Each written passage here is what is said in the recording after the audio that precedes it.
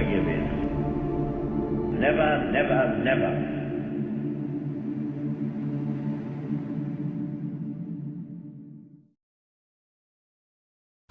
Right, we're now sitting in the living room of Mr. John Penfold, and we're going to ask him some questions about his father's work in the war, in the underground service. We are in Littlehampton on the 21st of March 2018, interviewing Mr. John Penfold, and some questions over to my colleague, Mrs. Jan Melling, who will start off. Carry on. Thank you, John, for the interview. Can you tell us a little bit about yourself, where you were born, educated, place of work, just before we start? Well, Jan, I was born in Warburton in May 1939. I went to the village school, then on to Shoreham Grammar School and Rycote Wood College of Agricultural Engineering. Then after this I went into the army in the Remy. I was attached to the lifeguards and posted to Germany. Then I was apprenticed to an engineering firm in Nottingham. Finally I went off to Australia via the Penfold Wine Company, because their ancestor was related to us, and so I was invited to go out there, and I worked actually for a tractor company in Adelaide. And finally, after a couple of years, came back to Arundel to join my father in the firm. And were your parents born in Sussex? Are they Sussex? Well, my father was. He was born in Arundel, so he's a mullet, or was. He was born in 1913.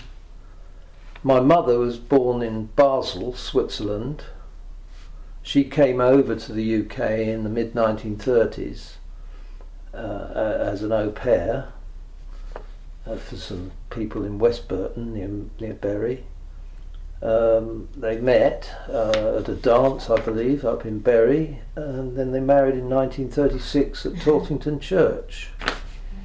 And how many siblings have you got? I got brother and sister. Sister. We're 3 years apart. My sister's 3 years younger than me, and my brother's 3 years younger than her. So they were pretty good planning. And your father owned an agricultural firm, is that right? Could you describe? Yes, well, it's an agricultural engineering firm, but it started in 1833 by my great-great-grandfather, Charles Penfold. He came over from Stenning, which is where the family had been based on a farm there, and he was the first one actually in the whole long line of our family who was not going to be a farmer. So he came over to Arundel in 1833, and then we closed in 1987, so we were well over 150 years in business in Arundel. Our work actually was with Sussex and Hampshire farmers, selling and servicing farm equipment. The founder, Charles, was a blacksmith and carpenter and millwright actually, and we were related to a family of millers by the name of Lashmar, who came from the Brighton area. He created the ironmongery business in Arundel in the High Street, and he made small implements and later went into contract thrashing and ploughing with steam engines. And he started a small foundry in the Crown Yard, and then his son James moved the business to the Tortington Yard in 1871.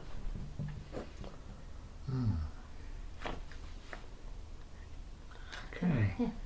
Well, I believe he trained at Coles Hill House. Can you recall any of his experiences there? Well, not an awful lot actually, Roger, because he didn't actually tell me much about that. There were odd little snippets, but I think I probably learnt most of what I could tell you through reading the books. But I do remember one day driving with him through Highworth in Wiltshire, and he mentioned that he had been there in the war and training, but he made out as though it was the Home Guard, because this was well before the 50-year Official Secrets Act came up. And he did tell me that he had to go to the post office to get the instructions. And I think that was generally what they all had to do. He told me about the man-to-man combat and the silent killing and so on. Target shooting with a pistol and a .303 rifle. Handling live hand grenades, that sort of thing. And he was a member of the Home Guard, am I right in saying, before he became the commander of the auxiliary? Yes, he did join the Home Guard. I think it was in 1940, and I think I remember the Home Guard was used as the cover for the auxiliaries later when they formed the auxiliary units.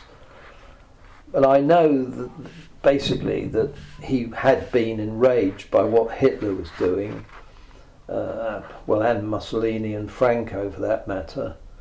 And I know he had strong feelings about fascism. He was in fact an internationalist and a socialist, and I know that he would have felt very motivated to do something, so he did join the Home Guard. And how did he become? How was he recruited into this special army, the auxiliary army? Did he? Well, the way it happened with him was that he, through our contacts with farmers, he was very friendly with a Mr. Leslie Druitt, who had a farm at Colworth near Bognor, and I know that in 1940. Because he told me this, he was there with the thrashing equipment working on the farm, and it was actually the day that the raid on Tangmere took place, because they were right in a field right near the edge of the airfield, and I think that was created a big impression with him, and he then spoke with Leslie Druitt, who had already formed his Goodwood patrol, and father joined it because, he wanted to get on and do something. And I know at the time that he wasn't impressed with the role of the Home Guard. I think he felt it was a bit almost like the Boy Scouts. But anyway, he joined up in Leslie Druitt's patrol after having some interviews in Brighton. I've got a little bit of paperwork on that. And then later he was asked to form his own patrol for Arundel. Well, there was the training at Coleshill House, but sometimes there was training at Tottington Manor and South Stoke. I wonder if he partook in that. Yeah, well, Tottington Manor, as far as I know, I know it was the headquarters of the West Sussex, or in fact the whole of Sussex auxiliaries, but I wasn't aware that he'd actually done any training there. If they did do training there for these units, then maybe he did, but it never came up. But I know that he did do training with the West Sussex Scout Patrol, which was the regular army people, led by Lieutenant Fazan, which was done up at South Stoke, because I think they were based in the rectory there. But I don't specifically know what they were, but I know that the regular army were doing the initial training, and then of course he had to do training him for his men as well. I wonder if he had any experience with firearms or explosives or radio transmissions before he joined, or was that afterwards? Well, he didn't have any firearms or explosive experience, other than the fact that he'd got a shotgun, and I know just for shooting pheasants and rabbits and so on. So anything that he learnt about weapons, it would have been as soon as he got into the Home Guard. The explosives, of course, were a particularly important part of the work that the auxiliaries were going to have to do. And I know that there were the 45 handgun, for example, he had, and other weapons. I know that his favourite was the Tommy gun, Thompson machine gun, American automatic rapid firing weapon, but they only had one, I think, and so it was a bit of a competition about who was going to have that, because the others all had to have Sten guns which used to jam. So that was something that was quite amusing. Incidentally, I mentioned now that he did keep his handgun up until the 1960s, and according to my sister, he decided to hand it in to the Littlehampton police station. So he kept that for nearly 20 years. Why, I don't know, but and then he did keep his Fairbairn Sykes dagger fighting knife, which he actually continued to use up until his death as a letter opener. Used to be stuck in a vase by the desk. That is now in the Imperial War Museum, and interestingly, he instructed his men to wrap the handle with a tape, as they considered it was too thin to offer a good enough grip, which is interesting. That was the standard issue dagger knife, killing knife for the SAS and the Special Forces, but it, in his opinion, it wasn't good enough. Gosh. Now, that was a very secret role. I mean, how did he feel about not telling anybody, even his family? Do you know? Well, Roger, he never told me. I wish I'd asked him, but he did keep this secret for the 50 years as required by the Official Secrets Act. And my sister did know a little. He did show her the base up in Houghton Forest at one point, although not going in it, but he did point it out. And he also took her up the radar tower at Poling and said that that it was one of his objectives. But I think it was actually hit by the Luftwaffe in 1940. One thing that I'm sure he had covered was if the invasion came, he would have ensured that my mother and I were to be evacuated to a part of the country well away from the southeast, as I'm sure they would have been in great danger from the ruthless retaliation that the Nazis carried out, as we've seen throughout Europe. In fact, Hitler stated that Home Guard soldiers would be executed anyway. But I was evacuated to a Shropshire farm due to the bombing later, but I'm sure this would have been his plan for 1940 if the invasion had taken place. But he certainly kept it secret, and he didn't even tell my mother. She died in 1966, never knowing that he'd done it. I was wondering, at this time, what was his age when he joined the force? Well, when he formed his patrol, he was 30. That was in 1943. So he was in his late 20s when he joined the Home Guard. Yeah. Okay, so he joins this patrol. I mean, how many were in it, and did he mention the individuals to you in his patrol? In his patrol there were 7. I think this was the common number. That was including him.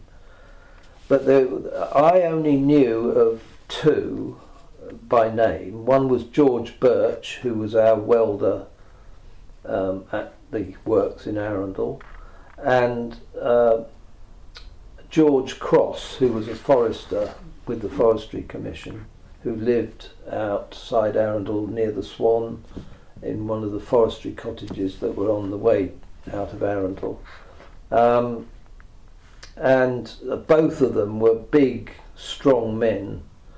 And I know Father did tell me that was one of the things he did tell me, was how formidable they were when they were practicing combat. He said he was always being thrown down by them. But he did single them out as men that he could rely on. Out of these other 6, there was another man called Phillips that he mentioned, but I don't know who that was. And he didn't seem to recall any of the other names. So did he keep in contact with them after the war? Well, George Birch worked for us anyway into the late 50s, so he was around all the time, but I shouldn't think they spent any time talking about the war. So with also, because of our business with all the local farmers, Father was regularly meeting all these others who had patrols, because most of them were farmers, when he was out and about.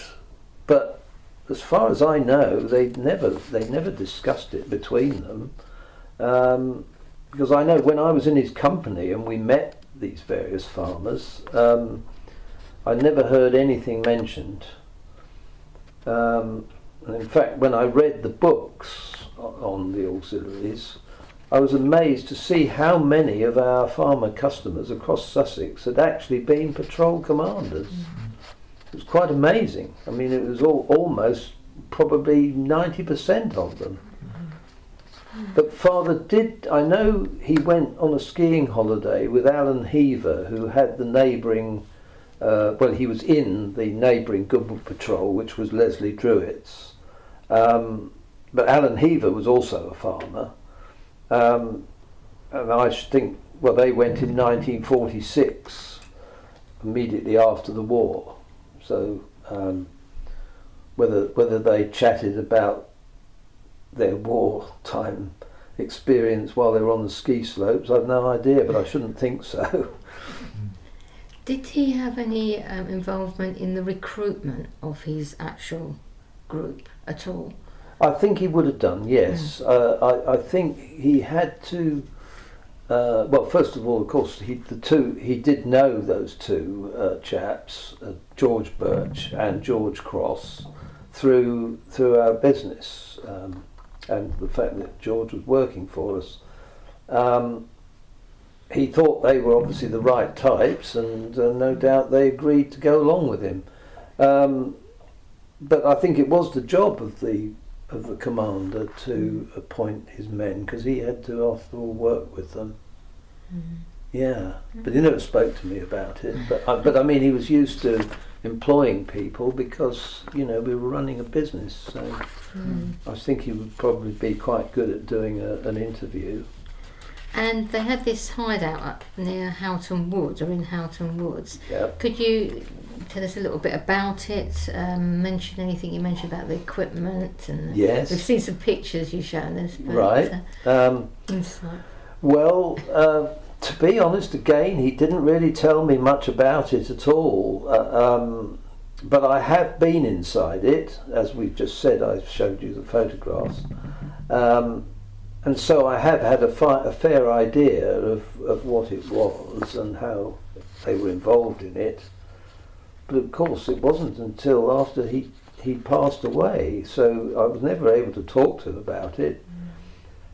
But I can tell you that it was well made, They were all of a fairly standard design, just changed according to the land around it and which way it had to face and so on. They were built. Most of them were built by the Royal Engineers, and they were well made. The bunk beds that they used were still in there.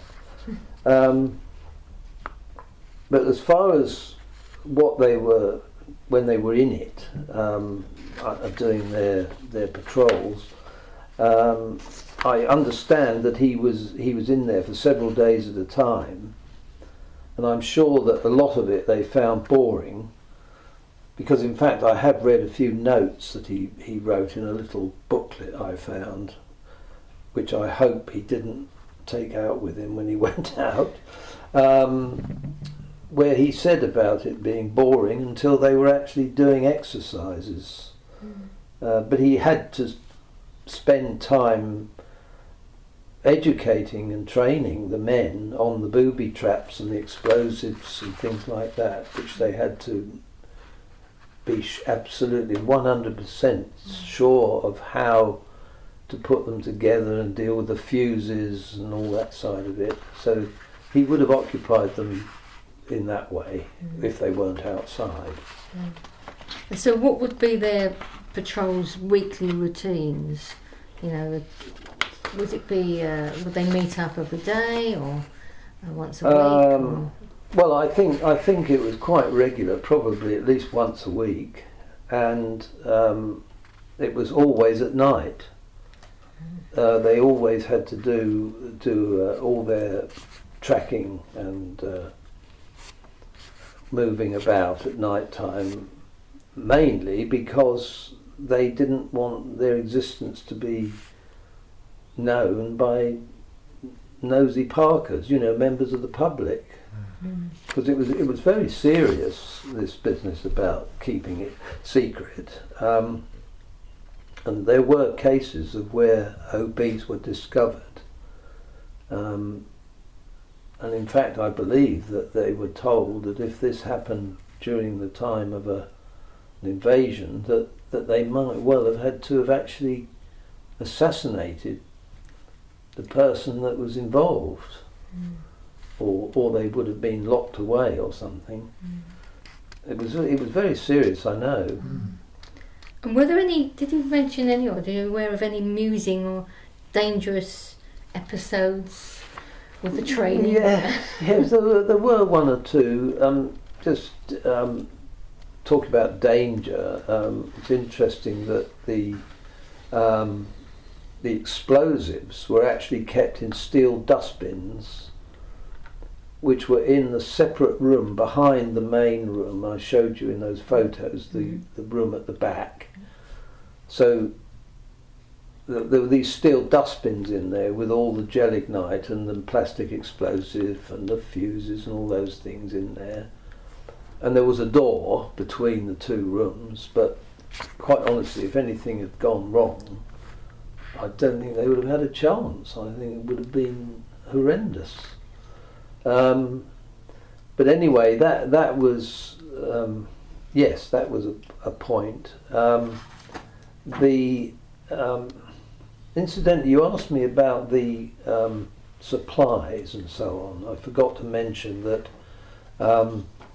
there were two stores in Rulwood, which is on the way out of Arundel going towards Chichester, near the Havenwood caravan site park.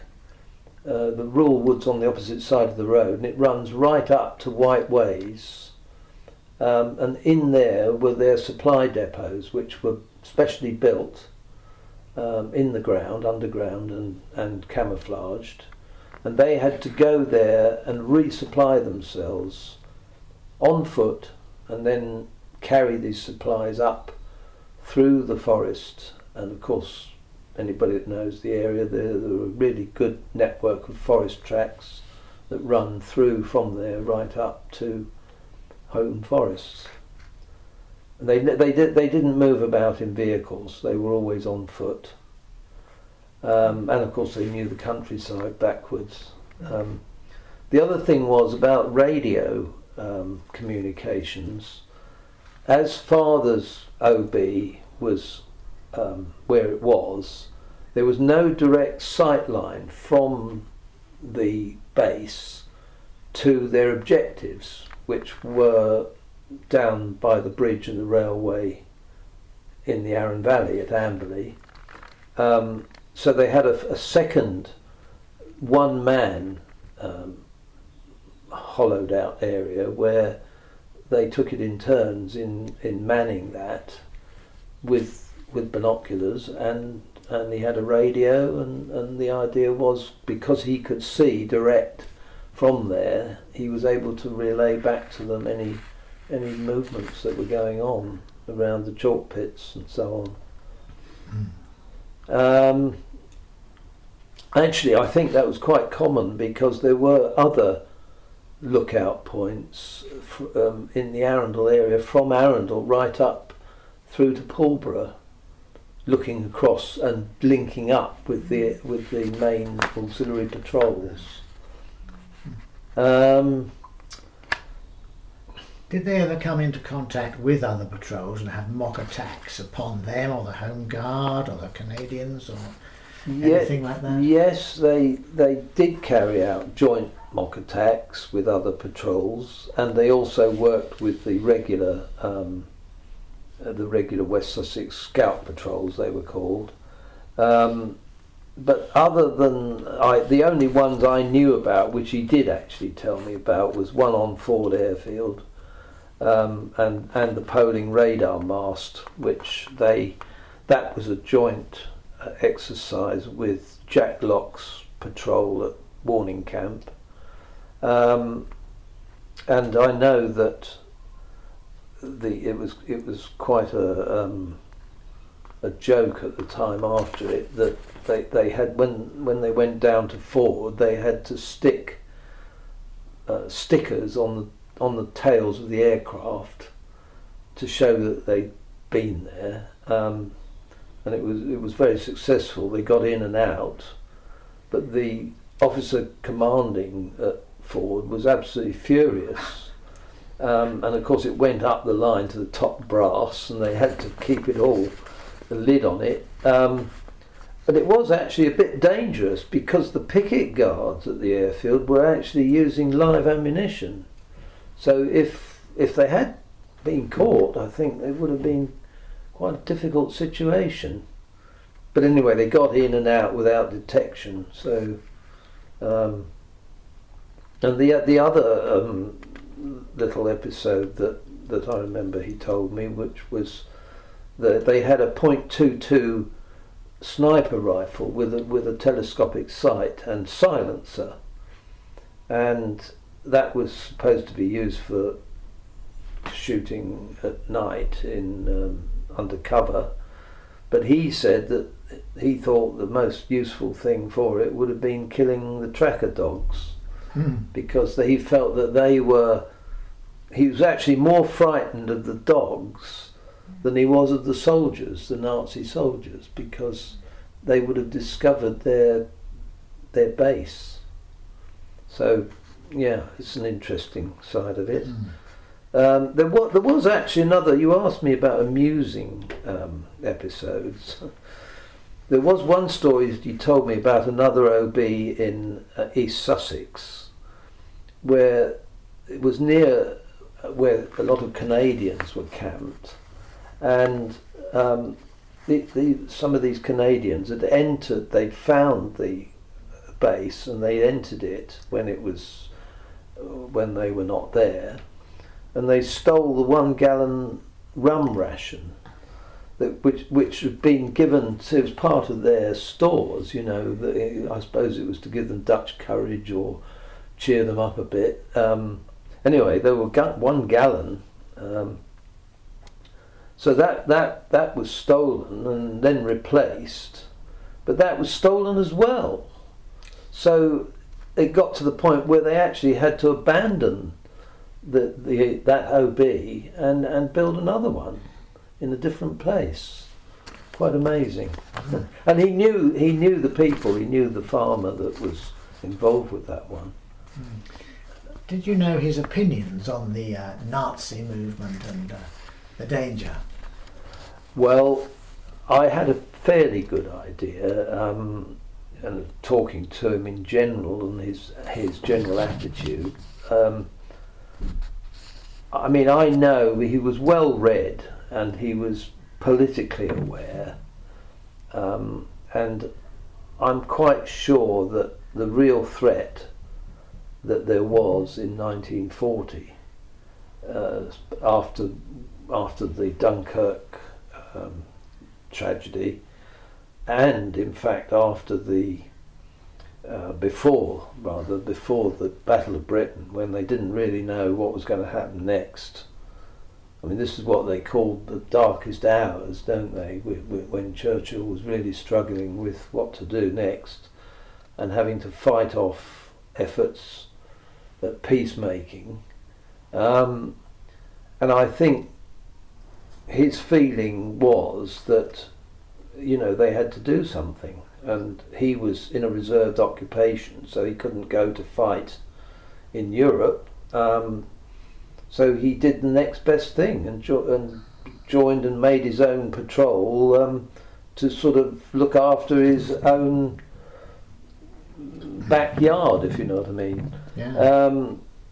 But I think he knew in 1940 that this Operation Sea Lion, which was the invasion by Hitler, it was very close to happening, and we know that there were landing craft and barges already in the French port and Belgian ports waiting to go. And actually it's interesting that, and he did discuss this with me, that the Arun River mouth and the West Beach would have been a very suitable landing for it, but obviously the initial landings would have been further east. So it's quite possible, I think, that the Arun and Arundel and up through here would have been a later addition or follow-up to the main invasion. So they would have known it had happened, and that's when they would have been waiting to see whether we were able to fend them off. But I know that he mentioned also how after the Battle of Britain, when we'd had that success, and that the Germans were then more inclined to go towards Russia, that it was a bit of a relief with some respite, but it was still thought that it was possible that he could have another go after the following winter. Did he have specific targets for his group? Yes, he told me that the targets were the Houghton River Bridge, or Amberley Bridge, I don't know, some people call it Amberley, some call it Houghton, and the railway at Amberley Station, that bridge, and to cut the road, river and railway. That would have been after the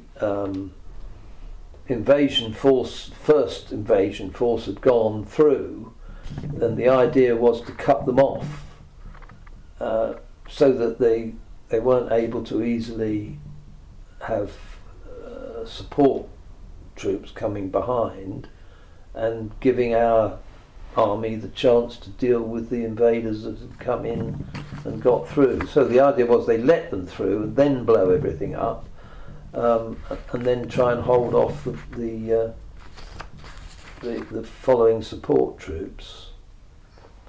Those are the only targets that I particularly know about, although I'm sure they would have wanted to sabotage the aerodromes and any other supply dumps and all sorts of. I mean, there was a huge petrol supply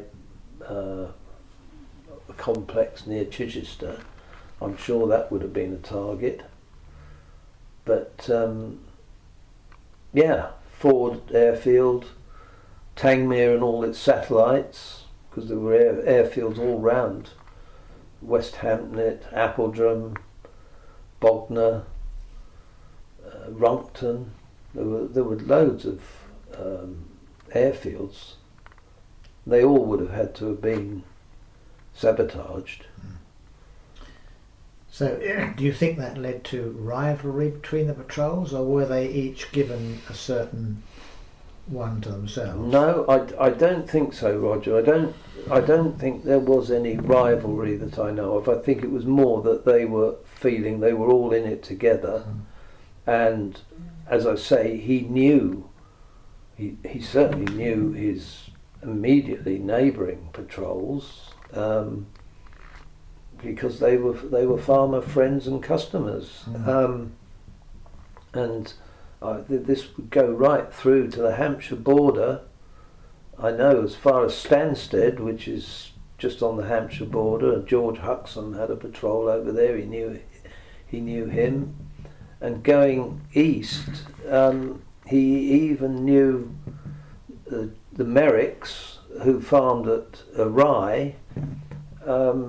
Right over there, they were friends and farmer customers, and of course Rye would have been absolutely in the thick of it if there'd been. I'm sure there'd have been landings along there. The first invasions would have been between from Folkestone or Dungeness and through there to Pevensey, where the beaches were suitable for landing.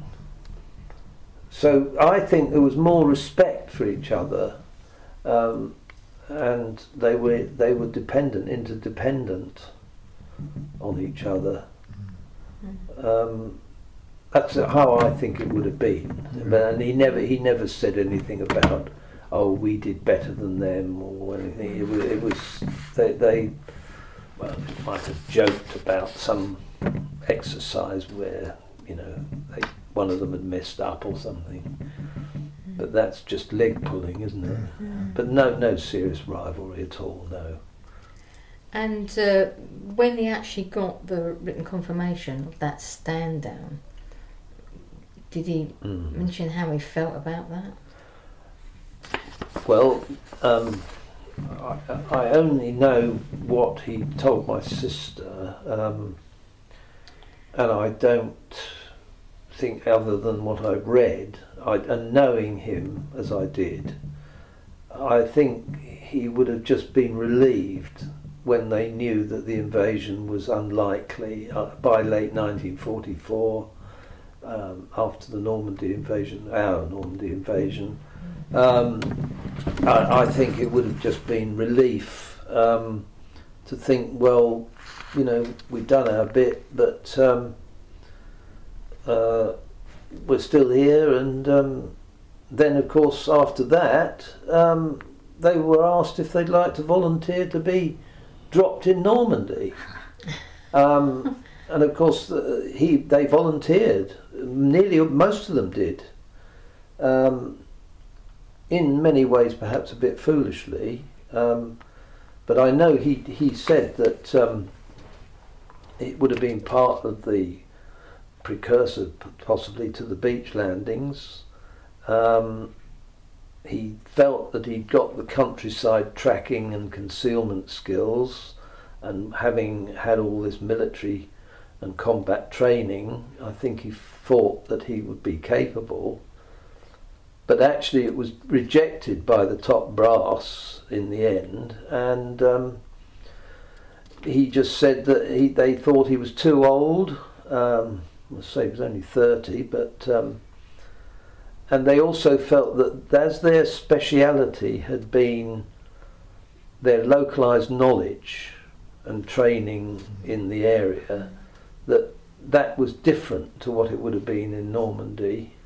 Even though it was countryside and it was in many ways similar to our countryside, they felt that they would have been pretty exposed. And in fact, the way it turned out,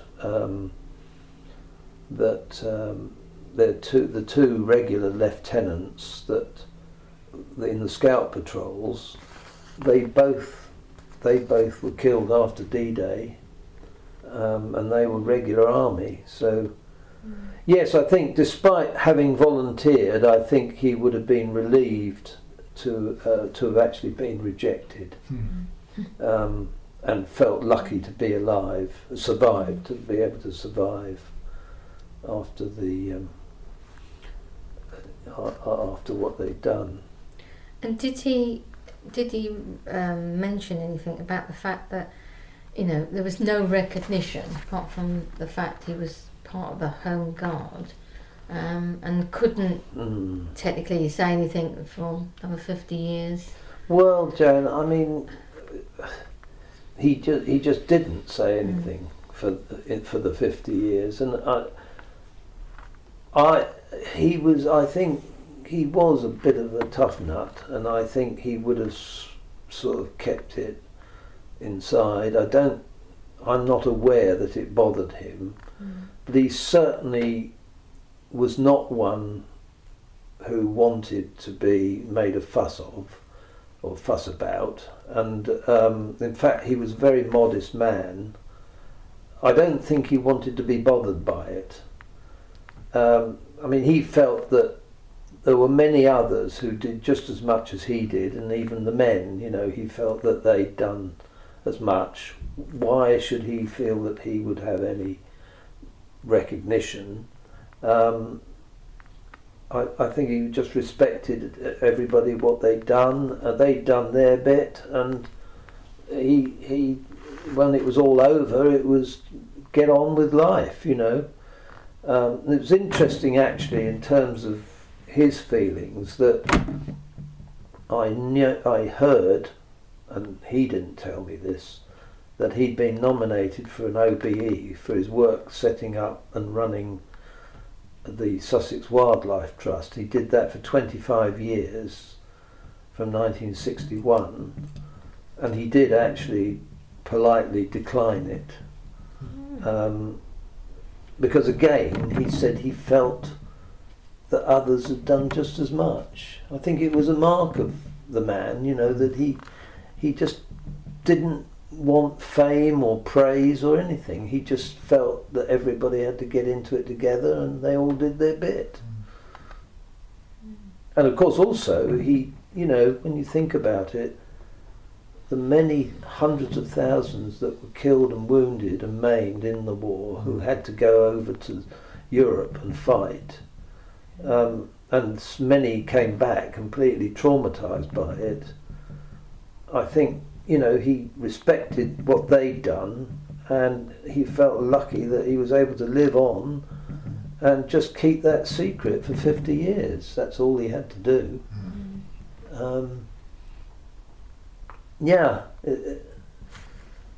I think that's the nub of it, the fact that he was modest and he had a great respect for what others had done. I think that's... He also admired Churchill, by the way. He was a great admirer of the decisions that Churchill had made and how he had a very tough time of it and stuck with it. He did actually say that to me on a number of occasions. In fact, he jokingly said we could do with him now, you know. And you've shown us something. You have some memorabilia that we can have a look at. Yes, I've got a few things here. Are you happy with the rest of Well, it sounds as though very Thank nice. you ever Yes, so much. Really appreciate it. We've just come to the end then of the recording, and we must thank our dear interviewer, interviewee, Mr. John Penfold, and say thank you very much. Well, I very much enjoyed it and speaking with both of you. Thank you very much.